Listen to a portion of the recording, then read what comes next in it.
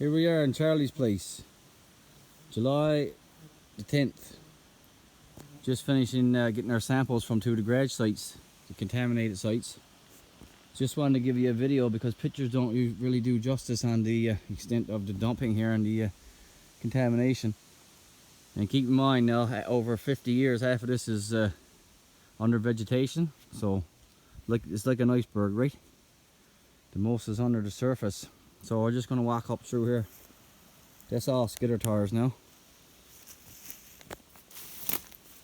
And underneath that there's oil drums and chains there off old dozers. D3, D4.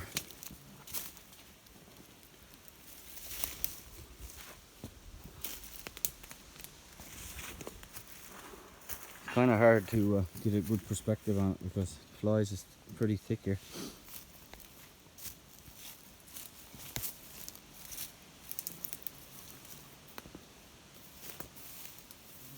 And there's some of them are 4 or 5 stacked 4, 5, 6, 7 high, but you can only see the top ones.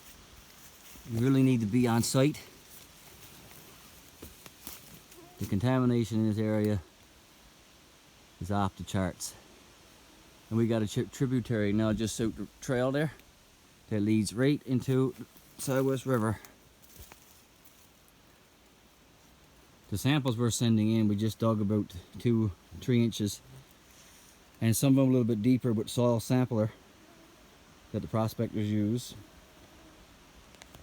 The ground is teetotally black, and you can smell it as soon as you gets it on your skin. The level of contamination is far more than we even thought because we never really got into it, right? Broke ground. I don't know if you're really getting a real just to this, but underneath that, like I say, there's hundreds and hundreds and hundreds upon oil containers, white gas containers, you know, lube cans, vehicles, chassis. I'm going to try to get up through it here the best I can.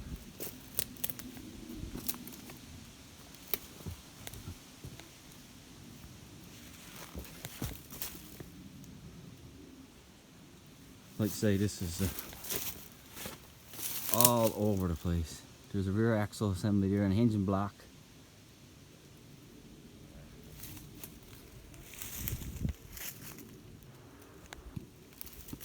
No, just all you got to do is rake the foliage back and look.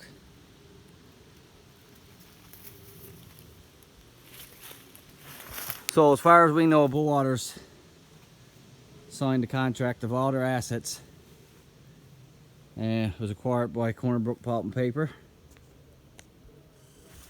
So you know who's responsible for the contamination, especially when them soil samples comes back. I think it's going to be very interesting. Look, it just keeps going on and on and on here. You gotta watch where you step to. You almost want steel-lined boots. Left and right and up and down.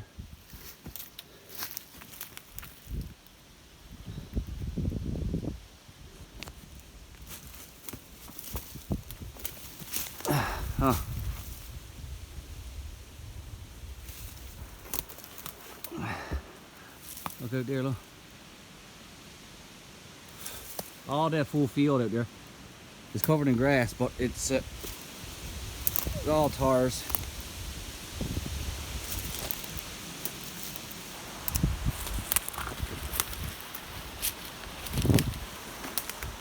Excuse for the poor video.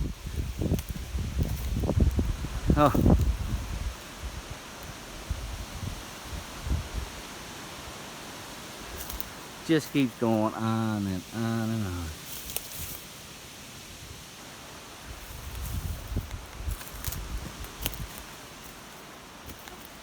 You know, this is land in here has been occupied, like you say, by our people for trapping, hunting, and fishing. And you know, I just think this is a total disrespect, and to have the same thing potentially happen again, you know, I think the country suffered enough up here. And what's going on now with the gold, and there's a big find behind Appleton there, and they got this country is blanketed with claims. We got indigenous prospectors here that can't get a block of land for themselves to go prospecting because this company has it all blanketed. But you know, our efforts is to our goal is to save this little place called Charlie's Place. You know, because on each side of us now, the miners it's all stripped and drilled with no consultation. We never no idea. All of our active trap lines are destroyed. Caribou, our animals are gone. So you know, it only makes sense to save one little corridor to keep our keep the culture going. And with all the benefits now and the development with the ecotourism and stuff, you know, we really got a chance to transition between the trapping and hunting point to the guiding aspect. But anyway, like I said, when them samples comes back, I think there's going to be it's quite the response, especially on our end. And the way they're forecasted coming in this way, they're coming in right in between the two dump sites. So if it is left in the ground, it shouldn't be disturbed because it's going to go right into our river system.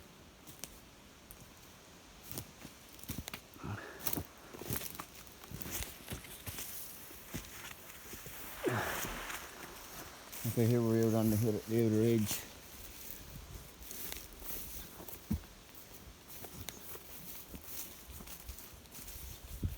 Like I said, there's vehicles here sandwiched on top of each other.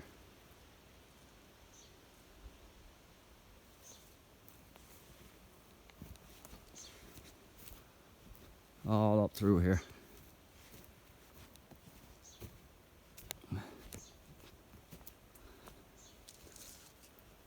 The grade now is just up through them holders there.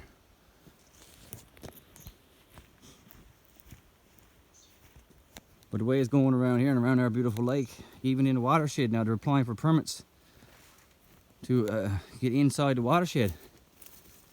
We got 15,000 people that relies on drinking water alone. Like I said, it's all buried though.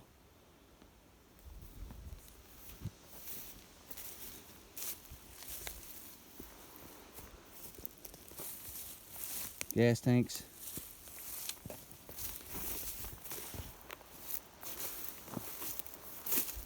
Oh, a little baby rabbit just ran out there. Young ones. Okay. Going back into it again here.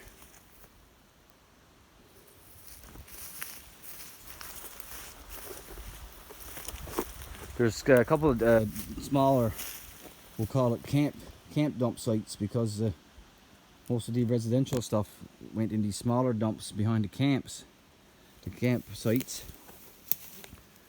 and they're full of wonderful things like 2-cycle bottles, cans, white gas, kerosene by the thousands, all rotten, leaching into the system, right?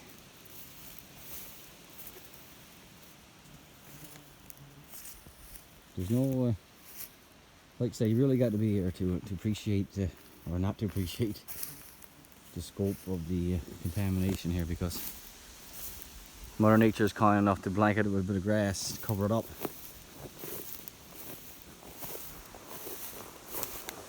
But anyway, just figured we stitched that in. You gotta watch where you're walking here. Anyway, over and out.